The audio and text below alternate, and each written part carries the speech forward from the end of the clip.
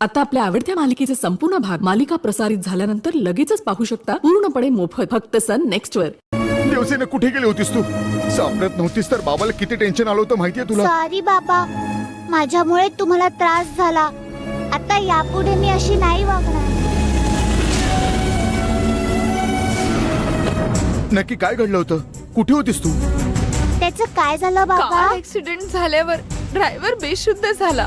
तिने त्याला उठवलं, तो उठला नाही म्हणून घाबरून ती घरी चालत आली. काय दिवसेना, असं एकटं चालत यायचं असतं का? कोणाच्या तरी फोनवरून फोन करायचा ना मला. तेव्हा मला काही सुचलंच नाही बाबा. किती काळजी वाटत होती माहितीये? देवसेना, आजोबा, काय ग बाळा, कुठे गेली होतीस तू? तू सापडत नव्हतीस म्हणून आम्ही सगळे किती घाबरलो होतो माहितीये. तू ठीक आहेस ना ग? हा, कुठे गेली होतीस तू? सांग ना. भाऊजी, देवसेनाच्या गाडीतून गेली, तिचा ऍक्सिडेंट झाला म्हणून मग घाबरून ती एकटी चालत घरी आली. भाऊजी, अरे बापरे, हे काय डोक्याला लागलंय? खूप दुखतंय का ग? ते जाऊ दे आजोबा. हा, मला बिर्ला तारांगणला जाता आलं नाही, त्याच वाईट वाटतं. सुखरूप घरी पोहोचलीस हीच मोठी गोष्ट आहे.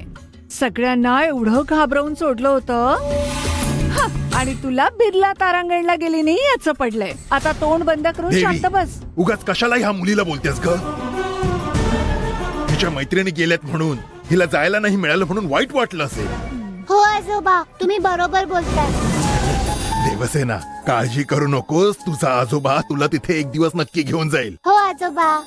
गंगा, बाबा, हिला खूप लागलंय, जरा औषध पाणी कर. ठीक आहे बाबा. देवसेना, ओ तुम्ही तुमचं काम हो करा. करेन. मी औषध लावते, मग बरं वाटेल. हा, चालेल गंगा. देवसेना सापडत नव्हती म्हणून तुला माझ्यावर संशय आला, पण आता तरी तुझा संशय दूर झाला की नाही? देवसेना सापडली, खूपच बरं झालं. पण पार्वती घरात आल्याची मला खूप भीती वाटते बाबा. घाबरायचं काहीच कारण नाहीये, ते मी बघून घेईन. पण तरी काय घडलं हे तुम्ही सांगणार नाहीच आहात ना? त्याच्याशी तुमचा काही संबंध नाही. तू माझ्या पुरताच राहू दे, ते मी बघून घेईन. तुम्ही आणि मी वेगळे आहोत का बाबा? जर तुम्हाला काही झालं तर मी त्या प्रसंगाकडे का फक्त बघत बसायचं? मेहरबानी करून काय घडलं ते तरी सांगा ना बाबा. त्याची काही गरज नाहीये, मी सगळं काय ते बघून घेईन. तुमच्याने काही होत नाहीये म्हणून तर सगळं हे घडतंय ना? तुम्हाला हे कळत नाहीये का? यापुढे काही होणार नाही आणि मी ते होऊ देणार नाही. अरुण, माझ्यावर विश्वास ठेव बाळा.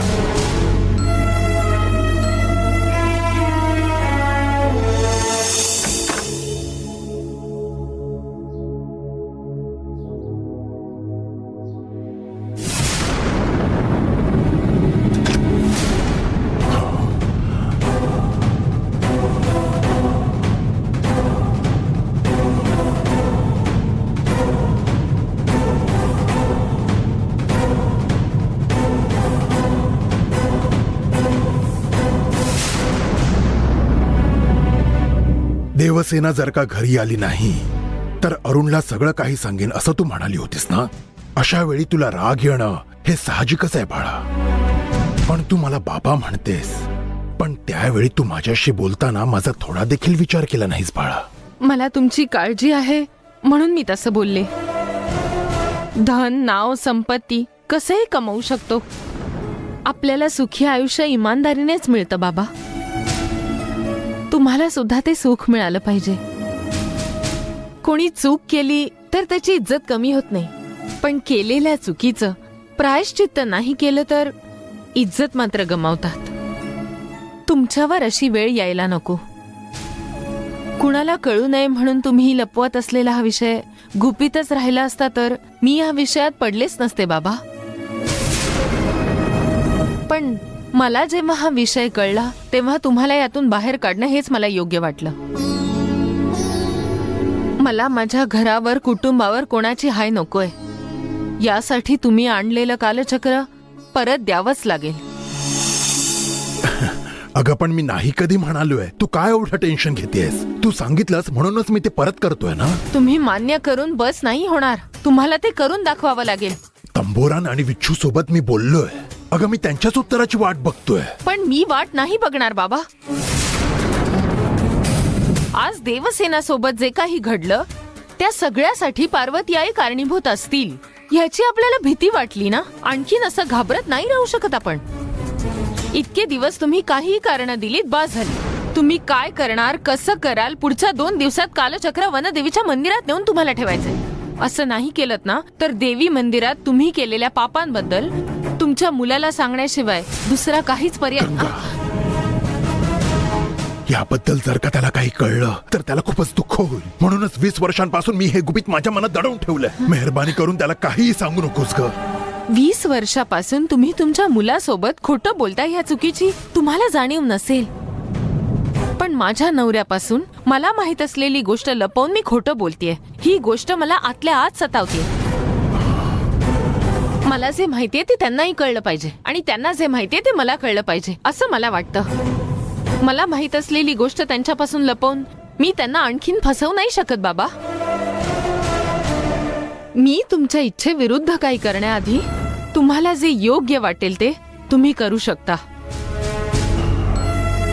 मी पुन्हा या विषयावर तुमच्याशी बोलणार नाही. तुमचा मुलगाच तुमच्याशी बोलेल. गंगा,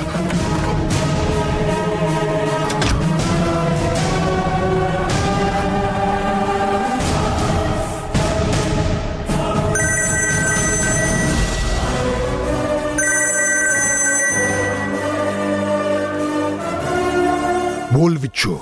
राजशेखर, लगेच निघून ये. आपल्याला तंबुरांना भेटायला जायचंय. काय झालं?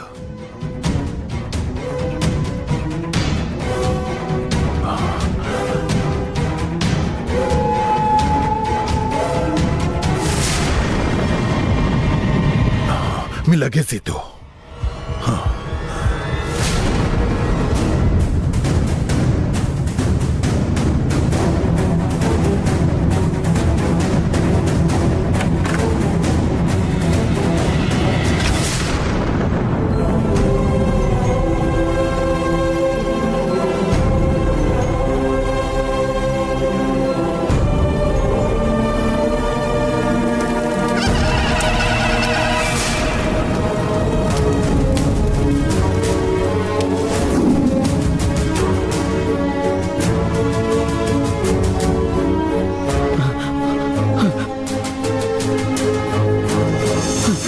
सूर्यग्रहण तर कधीच संपलं.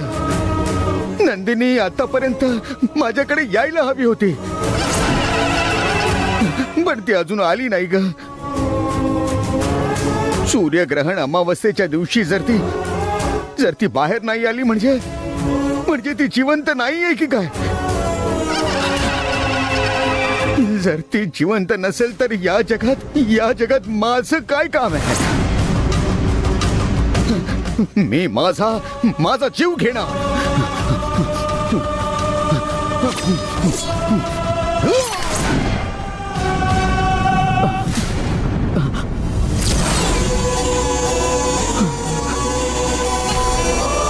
माते, पार्वती माते,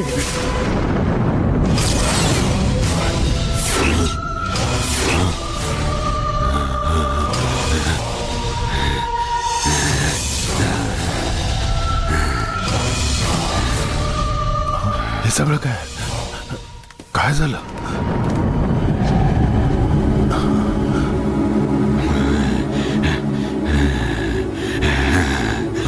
स्वामीजी, मी तुम्हाला याआधी असं कधीच पाहिलं नाही.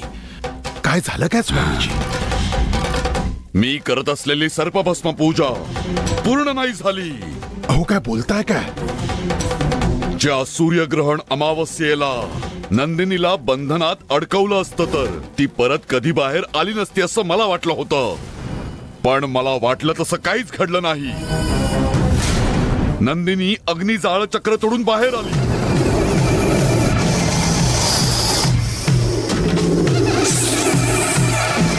नंदिनी,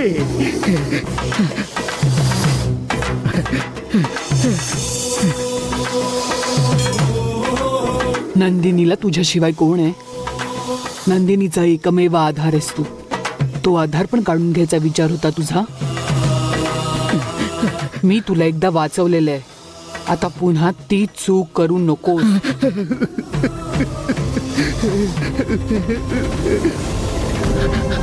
नंदिनीमुळेच तर मी जिवंत आहे ना ग माते. सूर्यग्रहणाच्या दिवशी ती आली नाही म्हणून मला वाटलं ती आता नाही येणार. मी आता नंदिनीला पाहिलं ना, आता माझी हिंमत खूप वाढली. आता आपण जिंकणार हा मला विश्वास आहे माते, विश्वास आहे. काय ग नंदिनी, कालचक्र मिळवायला तू वेणूच्या घरी गेली होतीस ना? मग एवढे दिवस होतीस तरी कुठे? तुला शोधत शोधत मी कुठे हिंडलो तुला माहिती आहे का? कालचक्र मिळवण्याच्या वेळेस तंबोरान मला 64 योगिनींच्या मदतीने खेचत घेऊन गेला.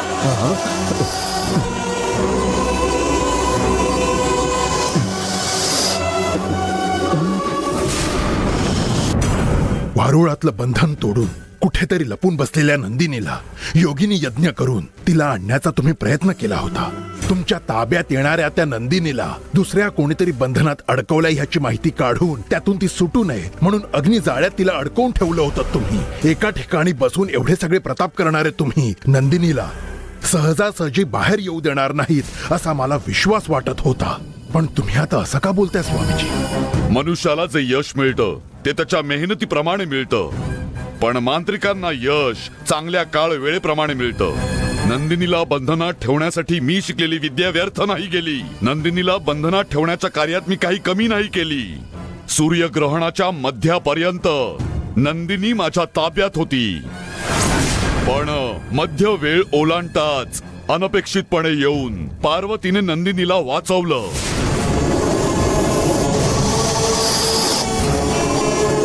27 वर्षांपूर्वी मार खाऊन सुद्धा ती सिल्वी नावाची चामुंडी अजून सुधारली नाही का? तिनेच तुला बंधनात ठेवलं होतं ना. तिला सोडणार नाही मी जातो आणि तिच्या जाऊन तुकडे तुकडे करून येतो. त्याची गरज आता नाहीये. नंदिनीला तिने बंधनात अडकवलं म्हणून नंदिनीनेच तिला मारून हिशोब चुकता केला. फक्त चामुंडीचा हिशोब नाही करून चालणार. अजून ते नराधम तंबोरान, राजशेखर, विच्छू आणि ती निर्लज्ज माधवी या सगळ्यांचा हिशोब चुकता करायचा आहे. पार्वती शिवनाग आहे म्हणून सूर्यग्रहण अमावस्येला तिची नागशक्ती अद्भुत असते, म्हणून मी पार्वतीच्या विरोधात काही करू शकलो नाही. मेलेल्या पार्वतीकडे सूड घेण्याची शक्ती नाही असं तुम्ही म्हणाल होतात ना स्वामीजी? मग आता तिला शक्ती कशी प्राप्त झाली? निर्वगर्भ योग समाधीच्या वास्तव्यात असलेल्या पार्वतीकडे सूड घेण्याची शक्ती नसते, पण वाचवण्याची शक्ती असते. म्हणूनच तिने नंदिनीला वाचवलं. नंदिनी तिचं कर्तव्य पूर्ण करण्यासाठीच वनदेवीची परवानगी घेऊन निर्वगर्भ योग समाधीमधून बाहेर आलीये मी. आता फक्त तुम्ही दोघच नाही आहात, तुमच्या मागे मी सुद्धा आहे. जसं महाभारतात अर्जुनासाठी सारथी म्हणून श्रीकृष्ण होता, तशीच मी आता तिच्या पाठीशी उभी राहीन. आधीच पार्वतीने माझ्या घरी येऊन गंगाला आपल्याबद्दल सगळं काही सांगितलंय. गंगा कालचक्र परत करण्यासाठी मागे लागलीये. आता नंदिनीला सुद्धा तिने बाहेर काढलंय. बाहेर आलेली नंदिनी आपल्याला शोधत पुन्हा येईल, पुन्हा गंगाच्या शरीरात प्रवेश करेल आणि त्याच घटना पुन्हा सुरू होतील. मग आपण काय करायचं? कुरुक्षेत्राचा आरंभ झालेला आहे. वनदेवीला न्याय मिळवून द्यायची वेळ जवळ आलेली आहे.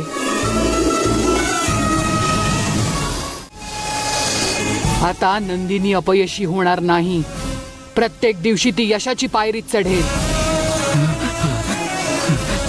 हो माते, नंदिनी आता नक्कीच यशस्वी होईल. तुझ्या तोंडून हे शब्द निघालेत म्हणजे ते नक्कीच घडणार. हे ऐकून ना आता मला फार आनंद झाला. हा आनंदाच्या क्षणी तुला आणखीन एक आनंदाची बातमी मला सांगायची आहे. आपली गायत्री जिवंत आहे. आश्रमामधून तिला कोणीतरी दत्तक घेतलं होतं माते. आता होणाऱ्या या सत्य संघर्षात तिचा पण खारीचा वाटा असावा अशी माझी वनदेवीकडे प्रार्थना आहे. गायत्री यावी ही वनदेवीची इच्छा असेल तर तिला येऊच दे. पण ती येण्याच्या आधीच या संघर्षाचा अंत होईल. कारण नंदिनीला आता एक स्त्री रूप मिळणार आहे. हो, तू ते आधीच सांगितलं होतं, पण तिला चैत्र पौर्णिमेच्या दिवशी स्त्री रूप मिळणार होतं ना? त्यासाठी अजून भरपूर वेळ आहे का? सूर्यग्रहणामध्ये नंदिनीची शक्ती वाढली म्हणून चैत्र पौर्णिमेला तिला मिळणार स्त्री रूप आता मार्गशीर्ष पौर्णिमेला मिळणार आहे. असं आहे का? नंदिनीला स्त्री रूप मिळाल्यावर तिची शक्ती माझ्यापेक्षा कितीतरी पटीने जास्त होईल. पण तिला ते स्त्री रूप मिळण्याआधी ते रूप धारण करताना दुष्ट शक्ती आणि मांत्रिक शक्ती अडथळे घालतील आणि म्हणूनच त्यांच्यापासून वाचवण्यासाठी येणाऱ्या मार्गशीर्ष पौर्णिमेपर्यंत आपल्याला नंदिनीला सुरक्षित ठेवावं लागणार आहे. नंदिनी आपल्याला शोधत येणार नाही. एवढंच नाही तर ती गंगाच्या शरीरात सुद्धा नाही शिरणार. मार्गशीर्ष पौर्णिमेपर्यंत नंदिनी काही करणार नाही याची पार्वती नक्कीच काळजी घेईल. नंदिनीचा तर अमावस्येशी काय संबंध होता, आता पौर्णिमेशी काय संबंध आहे कळत नाही. तुम्ही काय बोलताय मला काही कळत नाहीये. स्त्री जन्म घेतलेला मनुष्य, युवती, पत्नी, आई, वृद्ध, ऋषी, योद्धा आणि उपचार करणं अशा 7 स्तरांमधून पुढे येतात. असाच शक्तिनाग, शिवनाग अशा अद्भुत नागाचा अवतार घेतलेल्या आत्म्याला विशिष्ट कालावधीनंतर नागकन्येचं रूप प्राप्त होतं. आतापर्यंत नागरूपात असलेल्या नंदिनीची स्त्री रूप धारण करण्याची वेळ आलीये. येणाऱ्या मार्गशीर्ष पौर्णिमेला नंदिनीला स्त्री रूप प्राप्त होणार आहे. शिवनागाला जसं पार्वतीचं रूप मिळालं अगदी तसंच नंदिनीला सुद्धा एक शरीर मिळणार आहे. एक नागरूपी नंदिनी आपला सूड घेण्यासाठी तडफडत होती. आता तीच नंदिनी नागकन्या बनून सूड घ्यायला येणार आहे. मार्गशीर्ष पौर्णिमेच्या दिवशी नंदिनीला रूप धारण करताना अडथळे घातले तर त्यानंतर नंदिनी तिच्याकडची नागशक्ती गमावून बसेल. नंदिनीकडे असलेली सगळी शक्ती व्यर्थ होईल.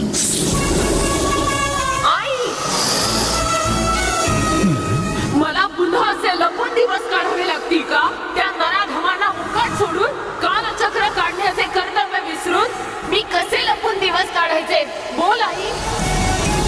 मोठी झेप घ्यायची असेल तर 2 पावलं मागे जावं लागतं. जर मार्गशीर्ष पौर्णिमेला तुला स्त्री रूप नाही मिळालं ना तर परत कधीच मिळू शकणार नाही. तुझी नागशक्ती सुद्धा व्यर्थ जाईल. तुला मिळालेल्या या जन्माचं मौल्य व्यर्थ जाता कामा नये. स्त्री रूप मिळवण्यासाठी तुला थोडं शांत राहावं लागेल. तुझी नागशक्ती कायम राहिली तरच हा पार्वतीचा अभिमान असेल आणि वनदेवीचा गौरव असेल. त्यासाठी तुला संयम ठेवावाच लागेल. नंदिनीला स्त्री रूप मिळता कामा नये. काही करून नंदिनीला स्त्री रूप मिळण्यापासून थांबवा स्वामीजी. त्यापासून होणाऱ्या धोक्याबद्दल नंदिनीला पार्वतीने सांगून तिला कुठल्या तरी सुरक्षित ठिकाणी ठेवलं असेल. आपल्याला नंदिनीचं ते सुरक्षित ठिकाण माहीत पडलं तर नंदिनीला स्त्री रूप न मिळण्यासाठी जे काही करता येईल ते करू शकतो. स्वामीजी, यासाठी आम्ही तुमच्याच भरोशावर आहोत. नंदिनीमुळे कसलाही त्रास होणार नाही याची जबाबदारी तुमची आहे. हो स्वामी, नंदिनीला थांबवण्यासाठी जे काही करता येईल ते सगळं करा तुम्ही. हो करतो. नंदिनी आयुष्यभर तशीच राहावी म्हणून जे करता येईल ते मी करेन. नंदिनीला नागकन्या होण्यापासून थांबवण्यासाठी जे काही करता येईल ते मी करेन. शेवटपर्यंत नंदिनीला जे स्त्री रूप हवं आहे ते मिळू देणार नाही मी. नंदिनीला आपण शक्तिनाग बनवलं. आता स्त्री रूप मिळवून देणं आपलंच कर्तव्य आहे. यात कोणताही अडथळा येता कामा नये. तिला तोपर्यंत सुरक्षित जागी ठेवणं तुझी जबाबदारी आहे. मला जे करायचं होतं ते मी केलं. गरज लागलीच तर मी परत येईन. पण तोपर्यंत तू सावध राहा. ठीक आहे माते. माते, नंदिनीला चामुंडी सारख्या आणखीन एकापासून धोका आहे. हो माते, मी नंदिनीबद्दल सगळं त्यांच्याकडे बोलून खूप मोठी चूक केली आहे माते. कालचक्राबद्दल सुद्धा बोललो. तिच्यामुळे काही अडचण येईल का माते याची मला सतत सतत भीती वाटते. कोण आहे ती? भैरवी नाव सांगितलं होतं तिने. चिल्ली मातेची शिष्य असं सांगत होती ती. चिल्ली मातेची शिष्या असेल तर तिने पण वनदेवीकडे शिक्षा घेतली असेल. आपल्या देवीकडे शिक्षा घेतलेली आपल्या विरोधात काहीही करणार नाही. भैरवीला मी बघून घेईन. तू नंदिनीची काळजी घे. ठीक आहे पार्वती माते, ठीक आहे.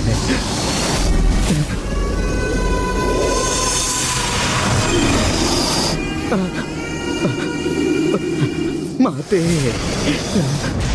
आणखी एक महत्वाची गोष्ट, गंगाने 2 दिवसात मला कालचक्र परत करायला सांगितलं आहे. नाहीतर मग मी अरुणला सगळं काही सांगेन असं तिने मला बजावलं. गंगाने जर का अरुणला सगळं काही सांगितलं तर एवढी वर्ष लपवून ठेवलेल्या ह्या गुपिताला काहीच अर्थ उरणार नाही स्वामीजी. आतापर्यंत आपल्याला फक्त नंदिनीला सांभाळावं लागत होतं, पण आता आपल्याला गंगाला देखील सांभाळावं लागणार आहे स्वामीजी. काय करावं काही सुचत नाहीये. ही काही मोठी गोष्ट नाहीये. गंगाला फक्त कालचक्र हवी आहेत ना, ती तर आपण तिला देऊनच टाकू.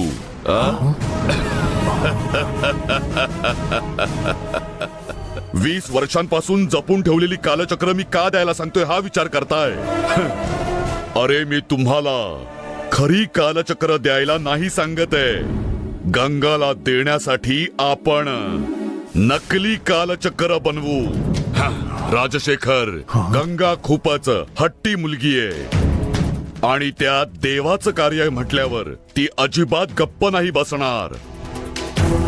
नागमाता महत्वाची आहे की लग्न महत्वाचं आहे असं विचारलं तेव्हा नागमाता महत्वाची आहे असं बोलली होती ती. मग आज या गंगासाठी ती वनदेवीच खूप महत्वाची असेल. कालचक्र वनदेवीच्या मंदिरात परत ठेवलं पाहिजे असं गंगाला वाटलं म्हणजे ती तिचा विचार बदलणार नाही. या परिस्थितीत तिच्या हातात नकली कालचक्र देऊन तिला विश्वासात घेतल्याशिवाय आपल्याकडे दुसरा पर्याय नाही.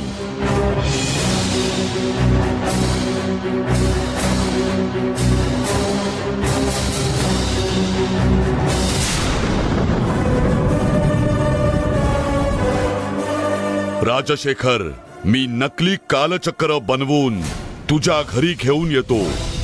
तू आता सरळ घरी जा.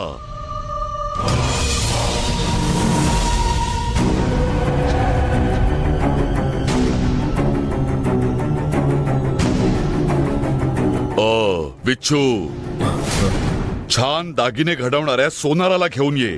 लवकरच नकली कालचक्र बनवावी लागतील. ठीक आहे स्वामी.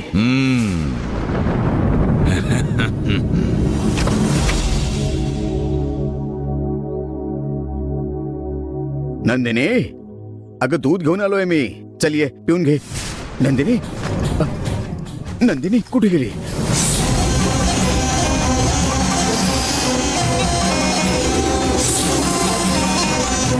नंदिनी कुठे गेली?